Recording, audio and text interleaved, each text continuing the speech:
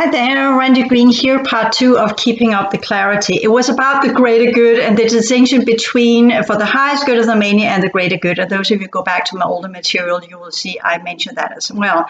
The greater good is when you sacrifice something for the greater good of the many, as in within our common society, which means that the greater good is similar to, so you have to crack some eggs to create omelets. Not that I do use eggs, I'm just using this saying, this idiom to say that this is what happens. You have to destroy something to achieve something else. You have to sacrifice something to achieve something else. And that is actually, again, when we talk about the original dynamics, that means to let go of something you can't use anymore because it has lost its purpose, so that new things can come in. And in its perverted version, it becomes for the greater good, where you are ready to sacrifice people or throw them under the bus so that something can be kept up. So this is the complete opposite of it. This is a way of maintaining status quo. This is a way of maintaining a power position. That's for the greater good. That's the power positions of the ones that are in power. They will do whatever they need to do to keep their power uphold. And for that, the greater good is what that means. They will throw in people under the bus. They will sacrifice what they need to sacrifice. They will sell off portions of humanity to alien projects to achieve enhancement of their selected group of people. They are ready to sell off portions of females to produce different hybrid children that are then being adopted to get technology. That is for the greater good. That's what that means, and that's why I will never use it. So we shift it into for the wholeness and for the highest good of the many, which is something entirely else. That is when whatever you were doing, if others would do it as well, they would get a result that would optimize them in a way that will leave them better off than they were to begin with, even though the way there is, or the path there is, not always the easy one to take.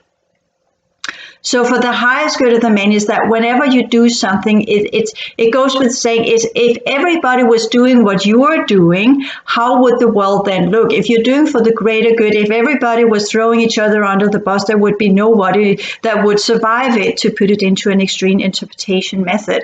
But you get what I'm saying. Whereas if you do for the highest good of the many, that goes with it. If everybody were pioneers and were working with themselves and were changing their emotional structure and were working to educate themselves and changing their mental structure and begun the change of their molecular level by working through the subjective level of their outer organic vessel, working their way through the lower energy system and into the higher energy system.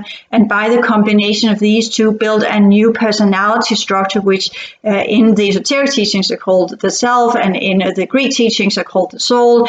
So with this understanding that you would build something, and in Hindu teachings called the higher self, and being observant that this new thing you were creating in between the lower and the higher were not being possessed and taken over by the forces on the inner realities, you will understand that the higher awareness, as I call it, to get rid of all of the old clutter and distortion fields and thought forms and what going on, the ability to build a new version of a human is something you do by working with the lower levels of you and trying to draw in the higher levels, and at the same time clearing what you have on the lower level so that can be transmuted and transformed into a higher version, from where your new psychological structure will emerge, new capacities will emerge, new ways of using your brain will emerge, new ways of using your physicality will emerge, breaking the limitations of your molecular state, of the emotional state, as well as on your mental state, and going through the different barriers that have been put around you to keep you downsized.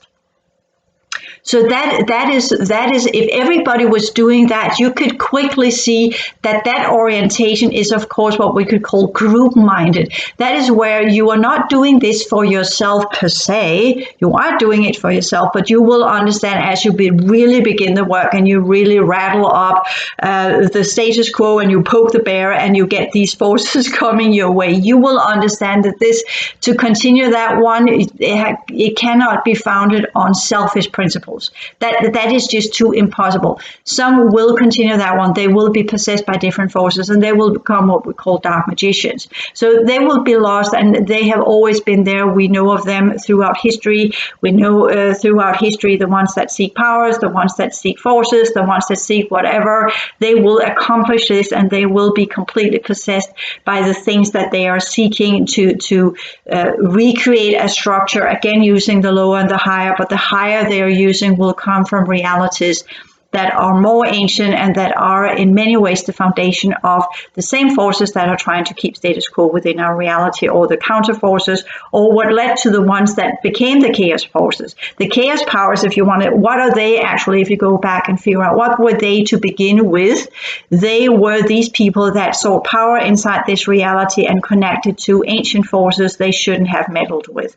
So this is, again, also part of the game of understanding. This is why you can't do it on selfish principles. You can't do it because you want something. It has to be oriented for something bigger than you, so that you understand that this is for a cause. But you can't be an idealist, and you can't be driven by fanatism. You can't be driven by religion. You can't be driven by base program ideologies that are all created to get you down a rabbit hole where you will lose it, where again you will be taken over by specific program settings that will take you away from the true path that goes with, as I have said, some of the different forces that are on our planet. And to keep that perspective, you have to be humble. You have to have that understanding of your place in the wholeness, of what you're actually doing and what you're capable of achieving. You have to be self-scrutinizing all the time. You have to understand that the first battleground is not other people. The first battleground is you. You are the battleground. To begin with, yourself and your inner universe is all you need. You don't need to fight the world when we begin this path. You have enough in yourself and what you hold and what you are made of and what you are linked up to and what will come your way. You are sufficient. If you want to change the world, change yourself to begin with, because that's the battleground where you will discover that in itself, and as you expand your influential sphere and become the light of the world, that will emit a different type of vibration that could assist in clearing up the distortion fields and the clutter in our world, and change the technologies and change the programs and take down whatever's going on there around you and controlling humanity. This is the fight. So again, when we talk about those of us who have go so far back in history and been part of all of these different societies, of which most have succumbed to the fight, the internal fight, the subjective fight, the fight we have to do on our own, standing in our own light and standing within our own sphere of influence to begin with, and learning to controlling the forces and the powers and the rulers and the archons and the thrones and whatever's going on, and in that have the right mental capacity and emotional capacity to deal with this, and from that at the same time understand that this work is about building a new psychological structure. This work is about building new mental capacities. This work is about building a complete new version of a human that has extremely little to do with the current world that we're part of. So this is also why I call it a pioneer. A pioneer has to be somewhat a little bit of a person that is ready to let go of the surroundings, that are willing to let go of what most people find that this is what they want to do. It has to be a person that is ready to go against the stream of the majority, to go against the mainstream, that is willing to go on his or her own path of investigation and do a journey that will lead into areas of expertise that has very little use in the world. It's not something you can go out. If I were to, everything I have learned, half of it I can barely explain, because first and foremost, it's in worlds and different realities that runs on technologies and sciences we even haven't got yet. The best I can say are densities and vibrations and holographic units. But in reality, if we were to really understand this, the language would have to be different. It can't be comprised into the English language, which in itself is also limited. The human language has been limited, which is also interesting. I mentioned that in some of my earlier videos as well. The ancient languages were built upon little pictures. They were little holographic pictures. A letter was a picture in itself, not just a letter. It was also a number, and it also had a symbolic representation. It was multidimensional. Today you have specific numbers and you have specific letters that put together combines words or sequences of numbers. They are not multidimensional anymore. So even our language has been limited. Because if we had the original understanding of, if you go with the Hebrew language, if you had the aleph or the A, then that was also a number, that was number one, but it also had typically an animal depiction, which is what scientists have come up with. But if you work a little bit more deeper into more the secret understandings of aleph, it is also the first word, the first symbol that you're using in the Elohim. It is also, which is mostly interpreted as an E, using that vocal sound, but the number is the A, that is the first, and that has a significance in the hierarchy of the numbers if you use the ancient method of interpreting the Bible. So it had a different way of using it, as well as if you work with the first book of the Hebrew Bible, which we call Genesis, which is a Greek word and means the beginning or the creation. Then if you do it in the Hebrew one, it's called Bereshit, and that means something else. And why does it start with a BE and then goes in and ending with an SH?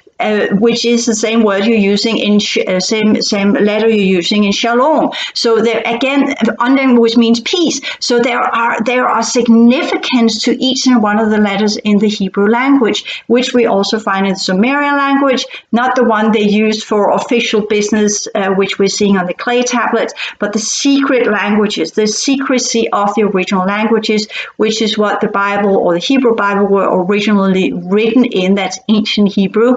And that is never the same as the spoken language. So you have the secret language and the spoken language.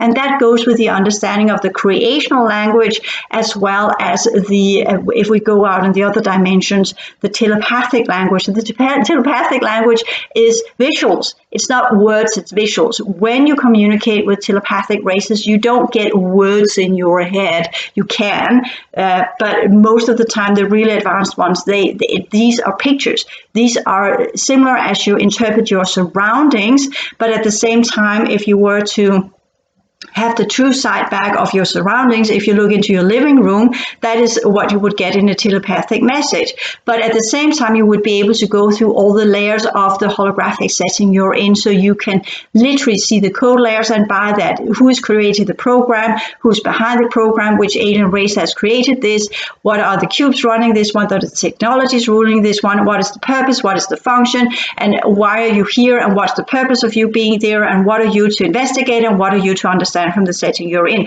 That's a telepathic message. All of that in one split second, and you get it all at once. That is how telepathy actually works when you work with your brain structure that has advanced enough to get all of this information. And this information, using these enormous amount of information in a zip file that can be unraveled quickly through the use of consciousness, which originally was these races, they use technology that does the same thing. They are also using symbols that are doing the same things, that are multi-layered, and by that control energy in a specific way to create a program, just to put it that way. And the only reason why they're using cubes is because then the cubes can uphold the program and they can take off and leave the programmed units behind.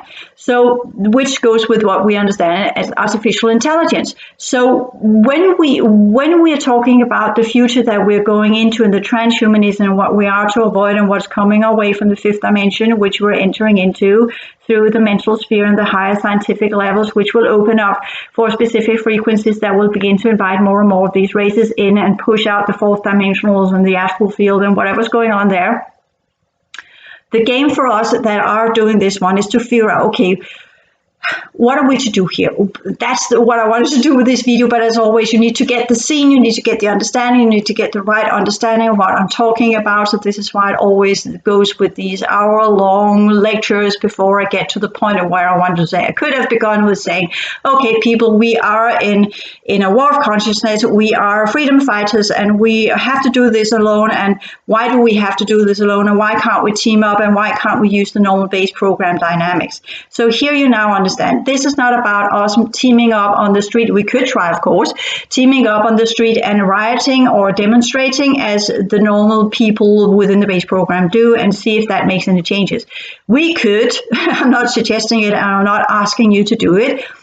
But what about all the ones that believe that there are UFOs out there and they want disclosure? Why are people not demonstrating for that? Why are people not on the street demanding disclosure? Why is it just little people here and there that are doing it and using YouTubes and whatever? Why are they not teaming up as a huge group on the lawn in front of the White House or whatever, or somewhere they were trying it with Area 51 and that just faded out? Why is that? How is that being controlled? This is again where I'm telling you what is allowed to create a riot, because it is in the interest of the world makers, let's call them that are making our world. If it's in interest of these powers, then the rioting will be allowed, it will be created, as Richard Dolan also has mentioned out with the different color revolutions in one of his talks. They are orchestrated, they are financed, they are made that way, they are building up the momentum for that to happen.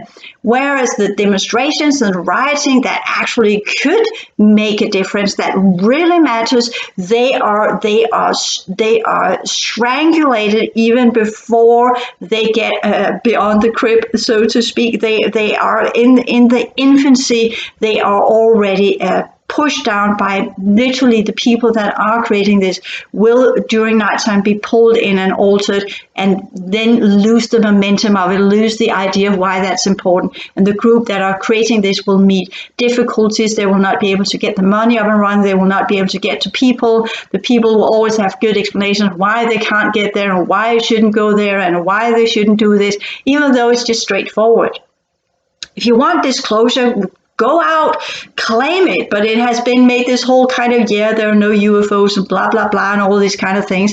And people that are in this business have been ridiculed for their knowledge. And by that, the majority is not really teaming up. But to be honest, there are enough groups out there that actually now could team up together and do the same thing as Black Lives Matter, create a revolution. Demand disclosure, demand that whatever's out there will be scrutinized, demand that they will become a science, demand that it will become a thing you can study at the university and make the reasons why it should be so. Demand that this has to be done. So we know you have excavated different old crafts, you have gotten different crafts. These are more the secret groups and the adjacent realities, but also inside the base program, as we know from Bob Lazar, they have hangars with these old crafts they have dug up. I got information about that years ago, long before I even were acquainted with Bob Lazar and his statement that he thought that some of these were actually excavated. I got information that some of the first one were actually found under the Second World War when the Nazis were excavating, poking around in the Nairobi Desert, in down there in Sahara, as well as around Egypt, and what they found around the pyramids. So it's there, it's all around us. Why is that not made into a legal science? Because if you go with the understanding that if it were made into legal science, if it were made into something that were actually put out there, that these crafts were actually put out and given to MIT and the brains there, not keeping it a secrecy because they want to try to unravel this and make it into a weapon. So that's why the military is keeping it, because, if the Russians get this, then they will have the first take in whatever is going on, bullshit mind that is going on, which is what they have been made to think. So they would keep this a secret instead of doing it for the highest good of the many and say, wow, we got these flying saucers or advanced aerial vehicles. What can we do about this? How can we put this in play in science? How can we look at this? Bob Lazar talks about these type of machinery of technology that can actually create gravity waves, that can create a gravitational field that is not creating gravity but actually reverse gravity, that's repelling gravity, and by that bend time and space around it from where these crafts can fly. What about putting that into MIT and make the brains in there figuring out what that is? Give it to the people so that the people can flourish from it, so that the people can grow from it. If they want to do transhuman agenda, well, let people have the sciences, because that will push it further along. So you can also figure out that there are agendas out there that want to prevent the transhuman android groups, of which most are behind these advanced aerial crafts or vehicles, which is a difficult word to say. So I think instead of calling them AAVs, they should call them AACs. So, but again, you can say if you do the word vehicles, they can have different, it's not just crafts in the sky, can also be different forms of technology that can move from one place to another in our linear time-space understanding of things. But what these things are actually doing, they're jumping between node points in the holographic grid, so it has very little to do with what we understand as gravity, but actually the understanding of working with our reality as it's actually constructed. But if we were giving this to the scientists out there and they were beginning to work with this and understanding, well, perhaps Einstein were not correct in his general relativity about gravity. Perhaps that was something he came up with, which is now needs to be modified and upgraded into a bigger understanding of reality as we know of it now, because Einstein was not working. He was on the brink of quantum sciences, but it was not really there when he made the paper of general relativity in 1905. So could we please get things up to speed there as well by giving the scientists something that can prove to them, something they can observe, something they can experiment on, something they can make legit science out of, so that they can understand the reality so much more. That would also lead into complete new understanding of illnesses. It would have a ripple effect throughout society instead of all these little secret groups that have used this technology to control the world. Let's give it to the people to enhance the world. Come on, people. Do that. So if you were to ask me, where would I create a demonstration? And when I was young, I was very politically engaged. And I was doing peace walks similar to Greta Thunberg. I was out there rioting against the use of atomic weaponry. I was out there rioting against the political system. I was out there trying to funding the schools so the educations would be better in Denmark. I was out there whenever there was a possibility. I was out there demonstrating. So it's not that I haven't done there. I was politically active. I was part of the peace movement. I was doing all the different things that you can do within the base program to try and change the world. And we have now, if we are going to use the opening of Black Lives Matter and the whole Me Too movement and the things that are going on now, this is where the not rioting and becoming violent and creating new little sub-cities within the city as we've seen in Seattle or doing weird stuff, but this constant, continued being out there showing, get the science up, people, get the science up. We want disclosure. We want science to work with these crafts when you know we have. We want the information you have, which you have used to try and build weapon systems. We want that out to the scientists so they can work with it. We want ufology to be a legal science in the universities. We want to work with the psychological understanding of there are actually aliens here. We want this. This is the science you should get out with to if you ask me, because that would poke the bear. That would put something in motion. And if you continue to do so, as they have done in Black Lives Matter, or if not going to the more what we call domestic terror, because we don't want to go that direction. That's what shut down the Black Lives Matter. You had the opposition coming in QAnon and whatever they were doing in the Congress, and then it became domestic terror. And then whoever was trying to come out there with the vaccination, or whoever was a little bit of a voice going in the other direction got then completely silenced because of QAnon and because of the domestic terror fear that came up with that one. So you see how the forces are moving. So those of you who want to do this and are going to do this, don't just go out on YouTube doing this. I'm not asking you to stand up and fight, but I am saying if we are going to do a new movement that will grow, and that should grow because it's been in the making for 40 and 50 years. that how are you going to get out of the lunatic domain? How are you going to not being just another schizophrenic? How are you going to get out there and get something going that will challenge science to get in a new direction, that will equip us to be able to work against the transhuman agenda? Because if you are thinking artificial intelligence is the way because you want machines to do everything on their own, well, get the ones that are working with this, let them get. First, they will get a version of a gray and they will get all, woo, woo, woo, woo, let's work with that one and whatever. But then let these civilizations that are behind this come in and show what they have become. Show people what their worlds have become. They already tried there, some of the grays. That didn't affect much because they were just taking every man and woman that were just normal citizens and thinking that we had a say on that scale because they were being prevented from actually addressing they had addressed some of the ones in power, but they didn't take the bait, so they took normally males and females and whatever, and that didn't work, right? It was just all about saving the rainforest or whatever, not stupidity, but it's not something that matters on a grand political scale. You need to address the ones in power. You need to address the ones that have a say. And who has a say in our society today? The scientists. These are the ones that are going to make the revolution we need, but we need to give them the cards that they can play with so they can play in a way that will lead to complete understanding of artificial intelligence, the pitfalls of it, the plus sides of it, and what we can use it for and how we can use it in the correct way. It's not about building weapon systems. It's about building a scientific knowledge base that will change the way we look upon atoms, that will change the way we look upon the old scientific settings, that will change the way we perceive reality, and that will change the understanding that actually meddling around with the quantum fields are highly dangerous and are altering the reality grid in ways that are allowing the transhuman agenda to arise, because the way scientists work with this is all using machinery to that one and then amplifying the machine thinking within our quantum fields that are the foundational layer of our reality.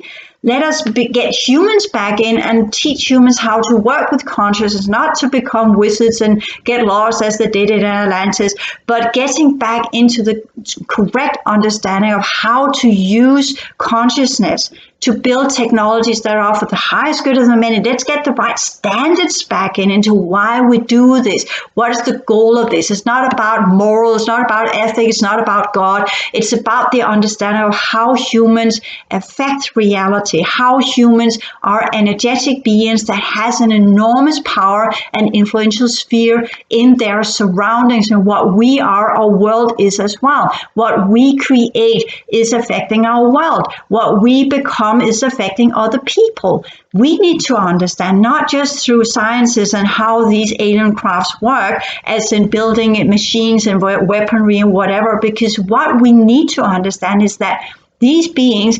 when Bob Lazar explains these crafts, and as we have seen it as well, they're seamless. They are built in material that we have no understanding of. The elements are tooled in a way, crafted in a way that no machines can do. We've seen it in some of the old granite vessels as well. From Egypt, there are no marks of machines. They are just as if they are foamed out, transformed, melted out of the block, or transmuted out of the block. This is what consciousness can do. Some of the greats, they do use technology for this, but we can use our consciousness to do the exact same thing. And this is what we need to understand, because once we get the understanding of what we truly are and how dangerous we are to our environment and the world and our planet, and then we are the destroyers. We need people to truly grasp that by giving them information, sciences, understandings, and experiences, as well as facts, something in our face to represent this is not the way you want to go. This is not what you want to achieve. This is not what you want to become. And you are in that crucial period right now, little dear humanity, where if you choose the wrong path, you will become these people. You will become these androids. You will become the transhuman AI-driven realities, where everything is driven by cubes. And there is nothing nice about these realities. They are slave realities from A to Z. There is nothing gorgeous about artificial intelligence. This will not grant you more leisure. This will not take away the burden of you working. You need to become efficient in what you're working with and only work on what matters. It's not about creating more. It's about rationalizing and understanding how to use the resources in the correct manner. And it all begins with the understanding, let's get these damn crafts surfaced and put into the scientific community. Let that happen. That is the first step. And I think on a personal level, we have talked not enough about it. And I'm not the one that's going to go out with a sign in Denmark and whatever, because this needs to be done where you do have the crafts. We don't have any crafts in Denmark. You have them in America, you have them in Australia, and you have them in Russia. The big nations, the big power nations. That's why they have these big nations. They also have them in India.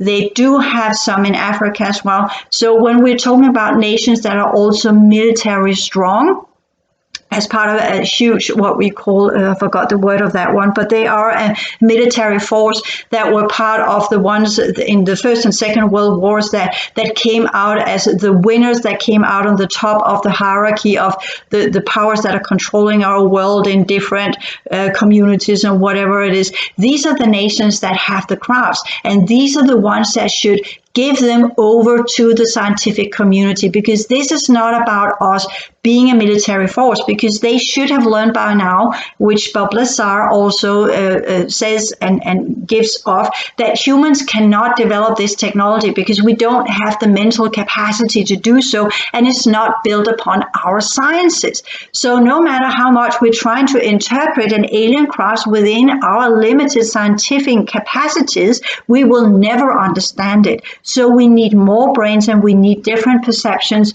and different perspectives and different ways of working with these sciences, which is what some of the original secret societies and secret military projects came up with to begin with, when they excavated some of their crafts and they touched these crafts and it began to alter their DNA.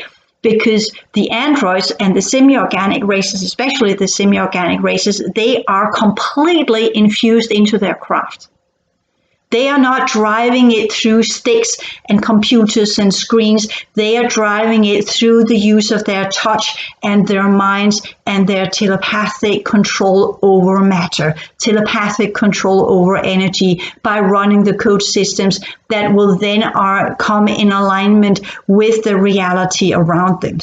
To break down the gap between the current type of Einsteinian and Newtonian sciences that differentiates us from our surroundings, that creates the gap between us and our surroundings, must be altered. We must understand that we influence our surroundings. We influence other people. We influence technology. We influence everything if we are getting out of our limited state of mind, our limited state of emotionality, and our limited molecular state.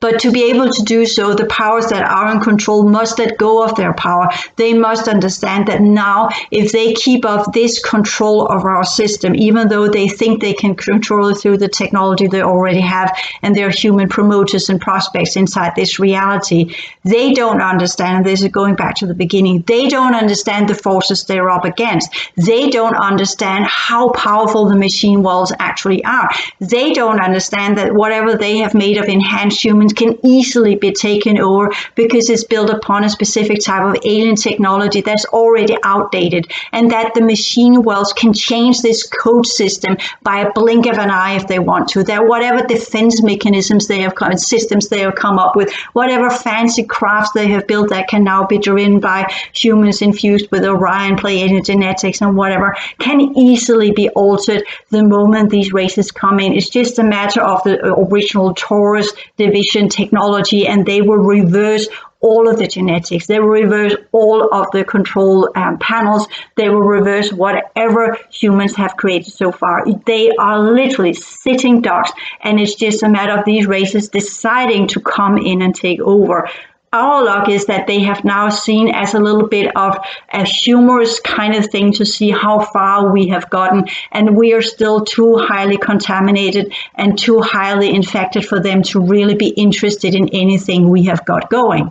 But once what we understand is the transhuman agenda is moving further along, and we have changed the human genome through RNA technologies, and we are beginning to interfuse humans with machines interface systems, which we have got Elon Musk and all of this brigade of these people that are working for this, trying to create more different advanced forms of technologies, even though they're saying it's for the good of humanity and whatever's going on. Once we have gotten to this point where the RNA rebuilding structure of humanity is working, and we have got control of the infection and the contamination on the molecular level, these races will come in, because then we will become of interest for them. They are just waiting for us to get to the point where it will be like a snap of their fingers, and then they can come in and take us over, and then we will be of value for them. They are just waiting behind the scene right now for us to do all of our little weird efforts so we could get back to a level where we are not contaminated, where we are not infected. And this is also why some of the CARES forces have been allowed to come in and infect, but that had other ramifications, of which why they are now abandoning that plan. We are in deep shit, people. So we need to understand that our freedom fight is not just about us getting our capacity back. It's not just about preserving the original lineages. It's not just about us doing things that will hurt people around us, and we can't bear that, and we can't go in and do this and whatever. This is much, much bigger. And I'm just putting it out there because this is the time where we're going to say this, because now the waves of change will subside for a while, and we'll get all in summertime in the Northern Hemisphere, and you will get wintertime in the Southern Hemisphere. But that's something else that's going on down there, because where are these forces going to come in first? Australia will definitely be hit first, but they're already on their way in there. So this is also why I know it's coming. They have been preparing for that one in Australia for a very long time. And if they can get Australia first, then they have got the first country, or the first continent where the sun rises. It will spread into Japan and New Zealand and the areas down there, which you also know from my material. Japan is the ones that will first invent the androids. So it will come down there. That's where they will begin. That's why you still have the whole fuel industry in Australia. That's why they are still working with old ways of doing stuff. That's why they still keep a very strong underworld. This is the only protection they have right now. But they must change that eventually. It's not enough with the liquid light technologies. It's not enough to control the human vessels using this liquid light technology. Trust me, I've been down there in Australia 5 times, and the battle I had with these forces are immense. It's extreme what's going on in Australia. And once they get Australia, because I have no doubt that they will, because there is no counter force, there is no one fighting against this in Australia. Whoever is down there is not strong enough to fight this. Once they have gotten that one, they have got their foot in.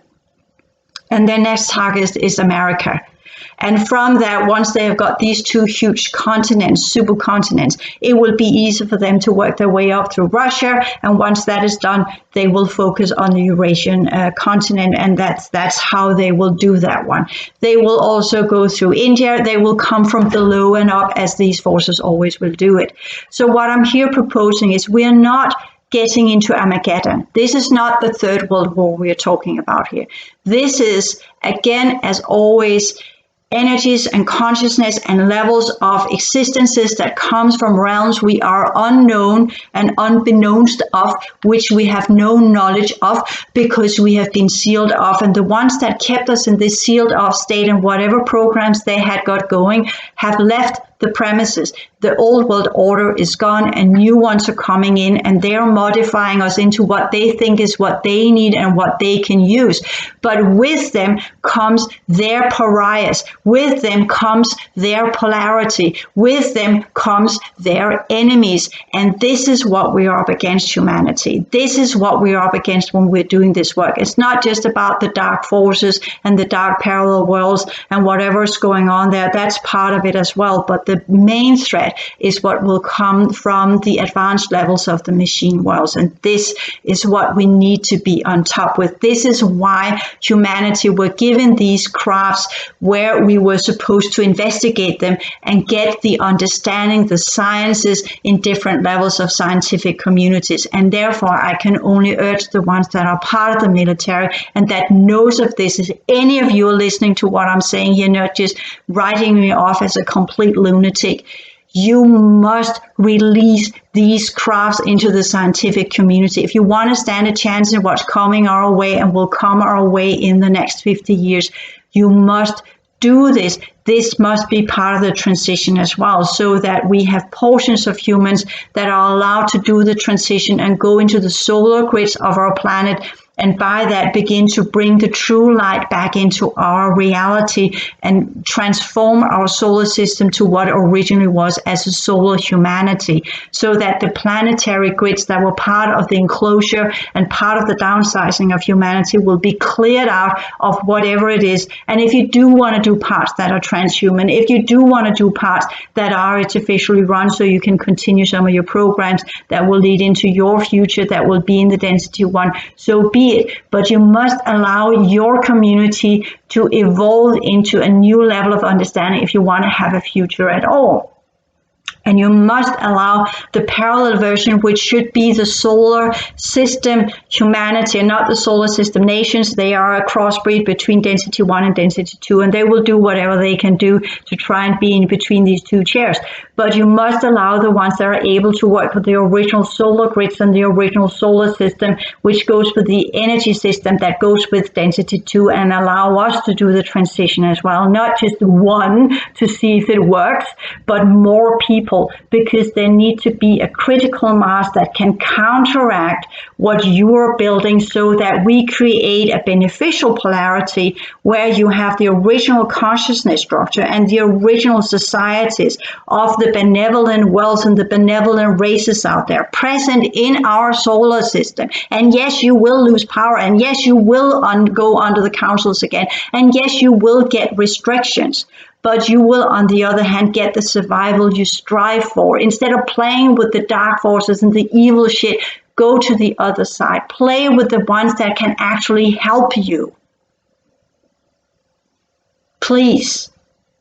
And that goes for humans as well out there. All of you, you have heard me say all of this and develop into different levels and whatever's going on. And we have gone through different stages together.